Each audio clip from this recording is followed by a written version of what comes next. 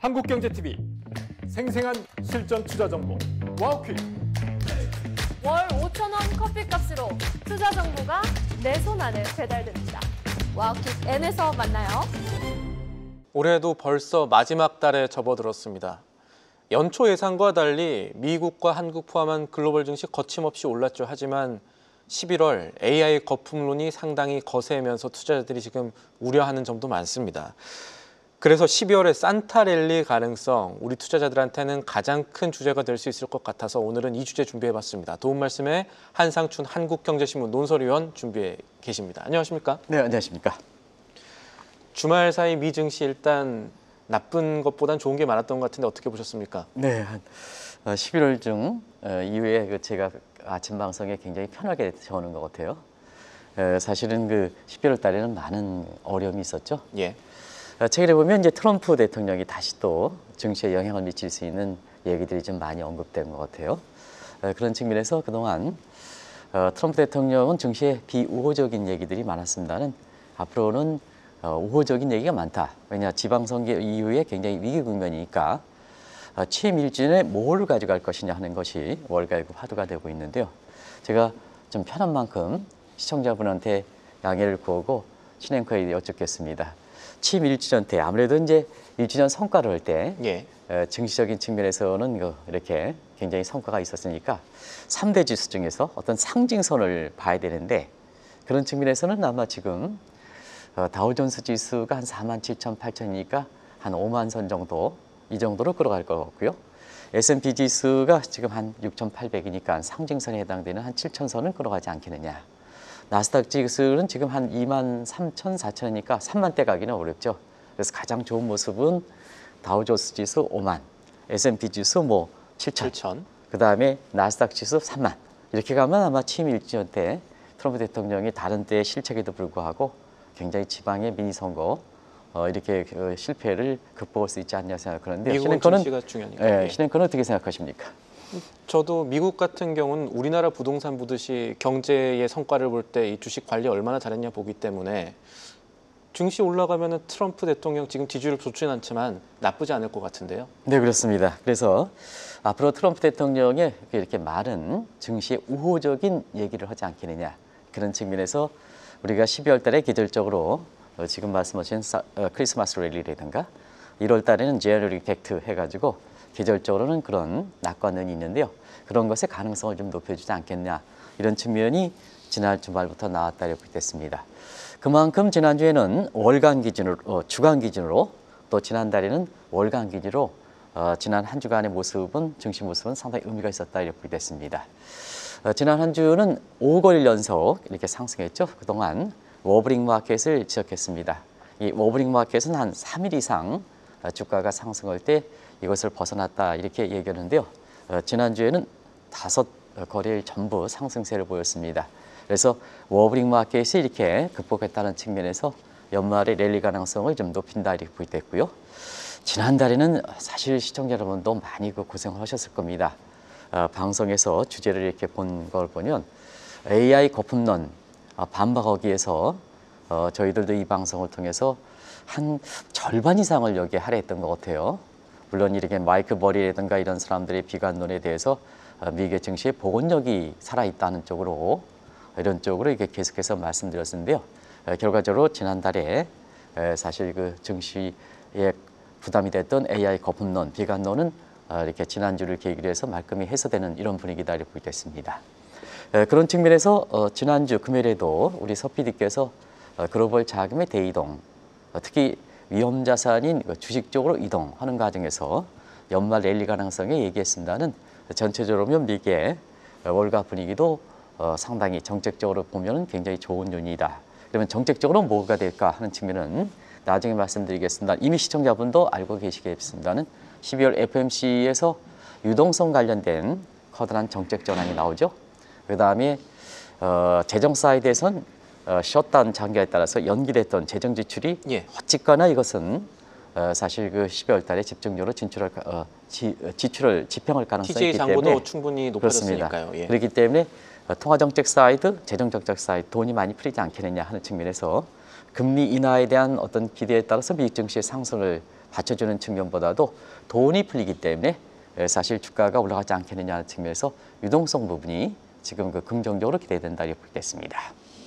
돈이 풀리면 그 돈이 어디로 가는가도 좀 봐야 되는데 최근에 이 정책 사이드에서 미국 증시의 중요한 요인 중에 하나가 트럼프 정부의 이 제조업 재강화 움직임이라고 하는데 이게 어떤 의미인지 좀 살펴봐야겠습니다. 네. 최근에 이렇게 트럼프 대통령이 증시 우호적인 얘기들이 많이 나오죠.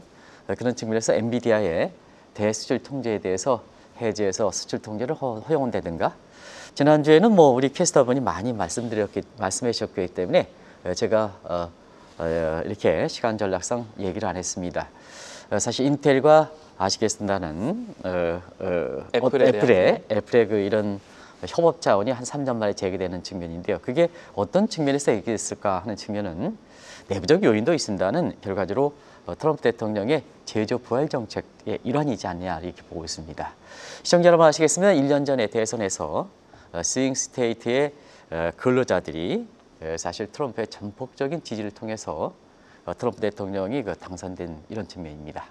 근데 취임 이후에 트럼프 대통령의 정책은 이런 스윙 스테이트의 트럼프를 전폭적으로 밀렸던 근로자들의 배신 행위를 했습니다. 왜 그러냐면 사실은 그 스윙 스테이트의 제조업의 근로자들이 왜 이렇게 어려움을 당했을까 하는 측면은 중국의 그 제조업의 부흥 과정에서 상대적으로 스윙 스테이트가 이렇게 피해를 받았고 거기 근로자들이 여러 가지 길거리를 쫓아나는 과정에서 상당히 어려움을 겪었던 측면이거든요. 그런 측면에서 집권 1기 대비해서 집권 2기에도 대중 정책에서 강경한 정책으로 가지 않겠느냐. 이것이 트럼프의 대통령의 공약에 근로자들이 밀어줬거든요. 그런데 취임 이후에 이렇게 나타난 모습 보면 오히려 대중 관세 관련해서는 동맹국보다 유화적이었습니다. 그러다 보니까 근로자들이 배신 행위를 했다 이렇게 보이고요. 두 번째는 저금리를 통한 약달러 정책을 이렇게 하다 보니까 결과적으로 수입물가 상승, 생필품 부족에 의해서 스윙 스테이트의 근로자들이 상대적으로 피해를 많이 받다 보니까 트럼프 대통령에 대해서 배신 행위다 이렇게 얘기를 했던 거거든요. 그런 측면에서 지방선거 패턴은 중간선거의 바로메타가 되다 보니까 결과적으로 여러 가지 측면에서 중간선거의 이렇게 전략을 벌써부터 이렇게 구상하고 있는데요. 그 중에 하나가 대선 과정에서 본인 자신의 여러 가지 어려운 상황에 불구하고 당선시켰던 스윙 스테이트의 근로자들의 마음을 읽지 못하면 중간 선거에서도 사실 이렇게 승리할 수 없다는 이런 위기의식을 바탕으로 여러 가지 다양한 정책이 구상하는 중에 제조업의 부활 정책이 다시 나오는 것이 아닌가 생각합니다. 그런 측면에서 제조업은 우리 것처럼 전통적 제조업이 아니라 첨단 기술과 관련된 제조업들이 많기 때문에 사실은 미국의 증시에서 이렇게 주가 상승에 견인하지 않겠느냐는 측면과 함께 다른 측면에서는 앞으로 증시적인 측면에서는 트럼프 대통령이 우호적인 발언들이 많이 나올 거다 하는 이런 예상들이 나오는 배경이다 하는 것을 말씀드리겠습니다. 미국에서 선거 얘기할 때 경제 측면에서 중요한 숫자 2개 보는 것 같습니다. 하나는 주유소 유가 보고 또 하나는 증시 S&P 500 지수 보는데 유가야 뭐 계속 낮아졌으니까 그렇습니다. 트럼프가 자랑할 수 있을 만한 수치인데 증시도 지금 그렇게 계속해서 만들어 가야 된다면 그러면은 연말에 랠리 기대해 볼 수 있는 게 정책적 환경 측면에서는 좋은 변수 있다 이렇게 정리를 할 수가 있는 겁니까? 바로 그 지적하신 정책적 환경 분야입니다. 사실 11월 달에 미국 증시를 어려웠던 게 2가지 요인이었었죠. 하나는 셧다운 장기화죠. 예. 이 정책적 측면에서 셧다운 장기화에 따라서 그동안 그 셧다운이 종료가 되다 보니까 어찌됐든 앞서 말씀드린 같이 미뤄졌던 재정 지출이 좀 12월 달에 집중하지 않겠느냐 하는 측면이고 두 번째는 AI 거품과 관련해서 트럼프 대통령이 중국에 이렇게 그 위기의식을 느끼는 상태에서 AI 거품에 대해서 금융 지원 경우에 따라서는 어려운 이렇게 AI 기업에 대해서 구제 금융을 할 수가 있다는 이 측면을 시청자 여러분한테 계속해서 마이클 버리라든가 이런 사람들이 AI 거품론을 제기할 때 여기에 반박으로 계속해서 시청자 여러분한테 전해드렸습니다. 결과적으로 보면 트럼프 대통령은 사실 제조업 부활 정책의 일환으로 이러한 정책 기조가 이렇게 됐기 때문에 여건은 11월 달에 미국 증시에서 정책적으로 가장 어려웠던 상황이 풀린다 하는 측면에서 반사적 측면에서 12월 증시가 좋을 것이다 하는 측면이 계절적으로 12월 달에는 주가가 올라갔던 측면과 함께 상승작을 일으키고 있다 이렇게 볼 때 있습니다. 또 한 가지는 통화정책 문제입니다. 아시겠지만 통화정책은 금리 인하 최대 관심이 되고 있습니다고 금리 인하가 될 것이다 하는 측면에서는 여러 가지 정황상 그렇습니다. 그리고 차기 연준 의장 문제가 지금 미국 증시에서는 호재로 작용하는 측면이 있습니다. 일전에도 한번 짚어드렸습니다는 지금 상태에서 케빈 해리스이 당선될 가능성이 높고 지금 5명의 후보 중에서는 트럼프 대통령의 저금리 정책에 가장 이렇게 전향적 입장을 채우고 있거든요. 그런 과정에서는 역시 금리적인 측면에서도 증시에 호재가 되지 않겠냐 이렇게 보고 있고요. 무엇보다도 10월 달에 예고를 했었죠. QT 종료. 예. QT가 종료가 되면 요런 이제 월별 채권한다고 해서 당초 250억에서 올해 3월 달에 50억으로 줄었습니다.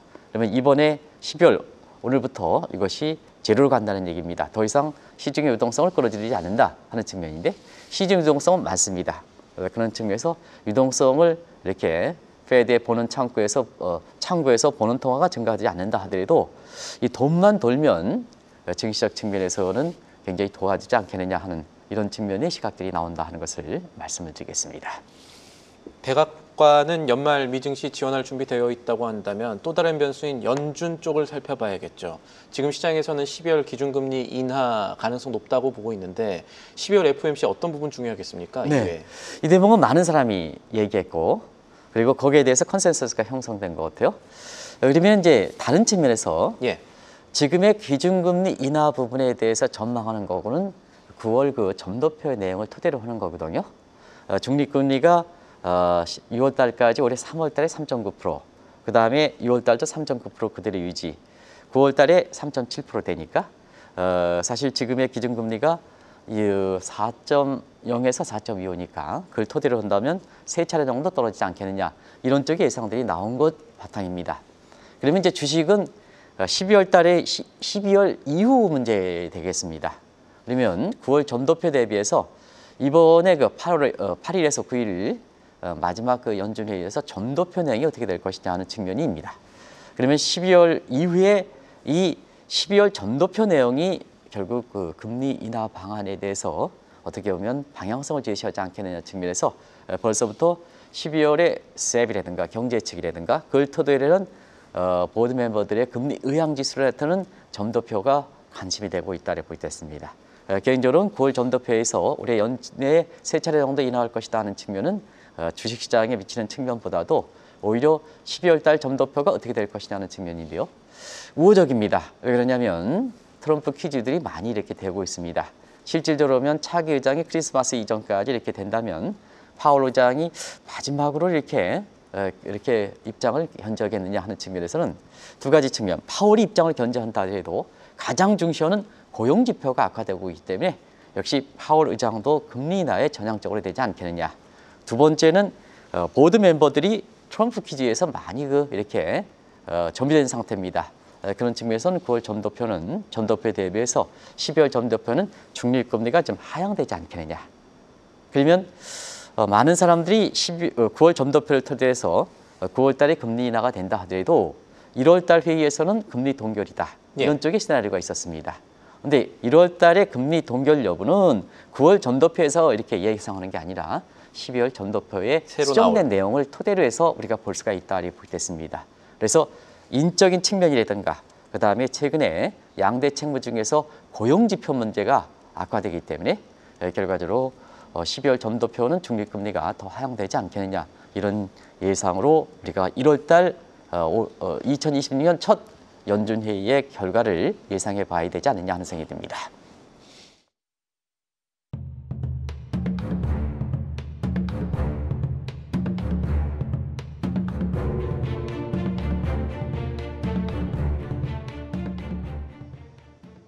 현재 하단 3.75%에서 상단 4.0%인 미국 기준금리 관련해서는 12월의 점도표가 앞으로 시장의 심리를 좌우할 변수가 될 수 있다는 내용까지 짚어봤고요.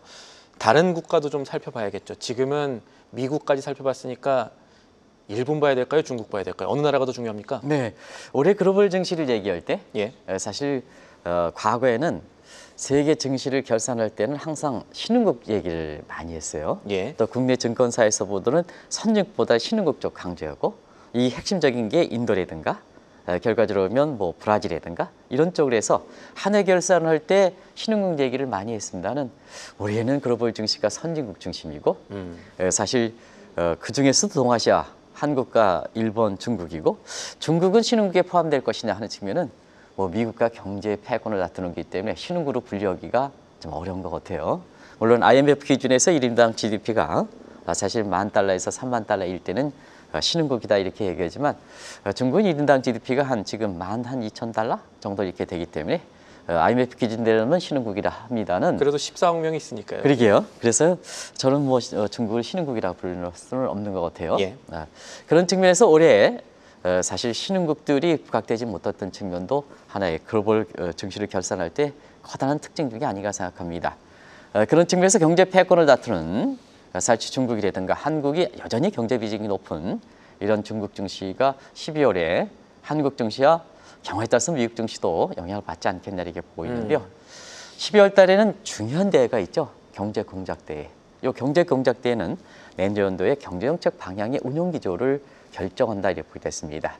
사실 계획경제에서 경제정책 운영 방향은 민주주의 국가에서 경제 운영 계획보다는 실현 가능성이 높다는 얘기입니다. 예. 그런 측면에서 이번에 경제공작대회에서 무엇을 얘기할까 하는 측면인데요.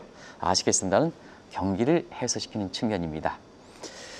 트럼프가 올해 들어서 실각설이 있을 때 8월 달 여름휴가 그리고 이제 12월 달에 있던 사중전회에서 정치적 실각설을 이렇게 불식시키고 본인 자신의 장기 집권을 이렇게 가능성을 열어놓았던 상태거든요. 그런 측면에서는 인민들의 경제 고통을 해소하는 것이 트럼프의 장기 집권의 가능성을 더 높이지 않겠느냐 측면에서 시진핑의 집권 가능성을. 그렇습니다. 그런 측면에서 12월 경제공작대회는 대대적인 경기 부양책을 모색하지 않겠나를 보고 있습니다. 경제권 정기 측면에서 중국 경제가 하반기에 들어서는 상당히 안 좋죠. 뭐 시청자 여러분 아시겠습니다는 뭐 굉장히 안 좋다는 것은 누누이 말씀드렸습니다. 그래서 지금의 중국의 그 금리는 10년물 금리는 일본보다 낮습니다. 그래서 중국에서도 잃어버린 뭐 10년, 30년 이렇게 우려가 나오는 것도 바로 그런 측면입니다.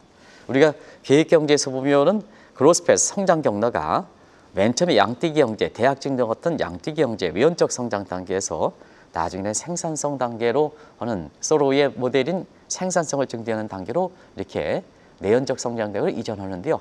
중국은 사실 외연적 단계에서 내연적 단계로 빨리 이동하는 게 좀 늦어졌습니다. 헝다 사태도 그렇고요. 예. 최근에는 제2 홍대 사태는 BID 같은 문제도 그랬습니다. 이 과정에서 여러 가지 중국 경제가 어려움을 극복하는 어려움을 당하는 상황이거든요. 그런 과정에서는 이번에 두 가지 측면입니다. 이 기간을 단축시키기 위해서 빨리 내연적 단계를 들어가기 위해서 구조병을 치유한다 하는 구조 문제. 그리고 단기적으로 경기 부양책이 하반기에 너무 떨어지다 보니까 단기적인 경기 부양책을 하거든요. 그런 측면에서는 제도 개선과 함께 사실 경기 부양에 이렇게 대입되는데요. 그 서로 공유할 수 있는 정책이 뭘까 하는 측면은 통화 정책은 유동성 한정이 되기 때문에 사실 구조와는 결부되지 않았습니다. 그리고 재정 정책은 국가 채무 문제 때문에 이것도 구조 문제는 그동안 뭐 재정 정책 때문에 계속 돈 푸는 정책 때문에 결국 구조를 요구했던 헝다 사태라든가 이런 구조가 치유되지 못한 측면이 있거든요. 그래서 제도 개선, 구조 개혁, 증시 부양, 경기 부양, 제사 부양 방안이 나오지 않겠느냐는 측면에서 종합 대책의 규모보다도 이런 질적인 측면에서 어떤 대책의 변화가 될 것인가 하는 이 측면이 세계 증시 입장, 세계 경제 입장에서 주목하고 있다 이렇게 보겠습니다. 또 역으로는 그런 기대가 지금 중국 증시에 얼마나 반영되어 있는가도 저희가 좀 살펴봐야 될 것이고. 그런 인식 자체를 한다는 게 사실 중국 증시가 오랫동안 풀어가지도 못하다 보니까 중국이든 한국이든 결과적으로 증시에 대해서는 기대를 높인다 하는 것을 말씀을 드리겠습니다. 네, 중국 얘기했으니까 일본은 지금 정치적, 경제적으로 사실 난맥상으로 보여지는데 일본은 지금 어떻게 봐야 됩니까? 네, 일본은 사실 우리 입장에서 보면 굉장히 중요한 국가죠. 예. 경제 부진이 뭐 약화됐다 하더라도 최근에 그 증시라든가 금리라든가 환율 모습 보면 환율이 특히 예. 똑같죠. 코무브연트 현상이죠. 그래서 증시도 이렇게 올해 들어서 경제는 안 좋다 하더라도 결과적으로 보면 다우존스가 5만 선을 간다든가 한국도 마찬가지죠. 4천 선을 간다든가 금리 정책에서 거의 동일하게 움직입니다. 환율도 그렇죠. 그리고 그렇기 때문에 코어 무브먼트, 시청자 여러분이 익숙한 용어 중에서는 커플링 현상이라 그러죠. 예. 그래서 커플링과 코어 무브먼트는 좀 다른 뉘앙스 차이가 있는데요. 일본이 어떤 쪽으로 모색하냐에 따라서 이렇게 코어 무브먼트 현상이 나타나 보니까, 특히 금융 변수에 코어 무브먼트 현상이 나타나 보니까 일본도 12월에 한국 증시를 이길 때 중요하다 이렇게 됐습니다. 자, 시청자 여러분, 신앵커가 난맥상이라고 그랬습니다. 실제로 난맥상입니다. 경제도 난맥상입니다. 3분기 성장률 이렇게 미국시 정기비 연율 보면 마이너스 1.6. 근데 물가는 사실 소비자 물가는 3%대 넘어가고 있습니다. 경제 난맥상이죠. 그다음에 정치적 측면에서도 상당히 난맥상입니다. 다케이치 정부도 엔저 정책 추진했는데요. 사실 그 재정 정책 측면에서는 대규모 예산을 편성합니다. 그러면 엔저를 추진할 때는 금리가 낮아야 되는데 대규모 이게 재정 정책을 푼다면 결국 국채 금리가 올라가겠죠. 예. 그러면서 서로 난맥상입니다. 지난 주말에는 추경 편성까지 이례적으로 했습니다. 13조 4천억 금액 비교적 큰 금액 추경 편성을 했습니다. 이런 측면에서 12월 달에 일본의 난맥상을 볼 때 이것을 어떻게 극복하느냐 하는 측면인데요.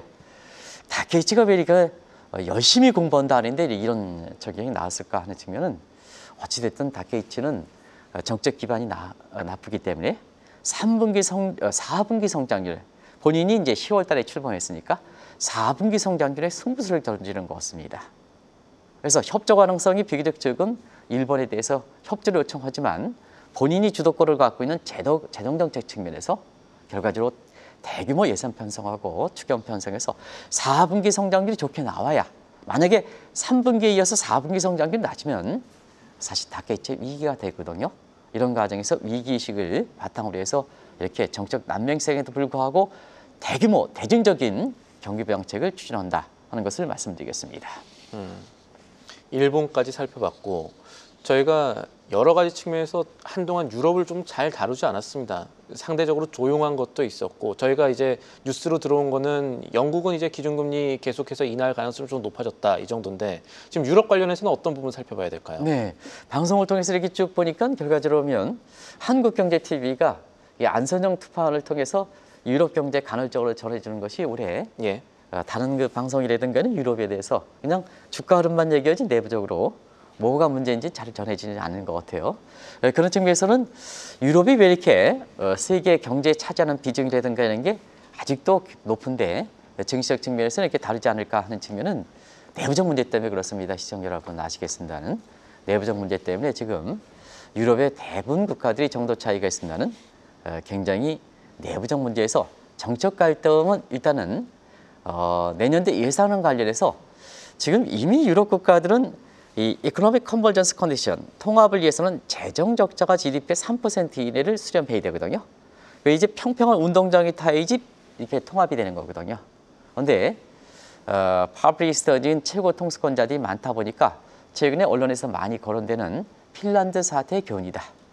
재정 적자가 GDP에 대비해서 3%를 벗어나서 핀란드 같은 경우는 6% 정도 되거든요. 그럼 통합이 깨지는 거 아니겠습니까? 예.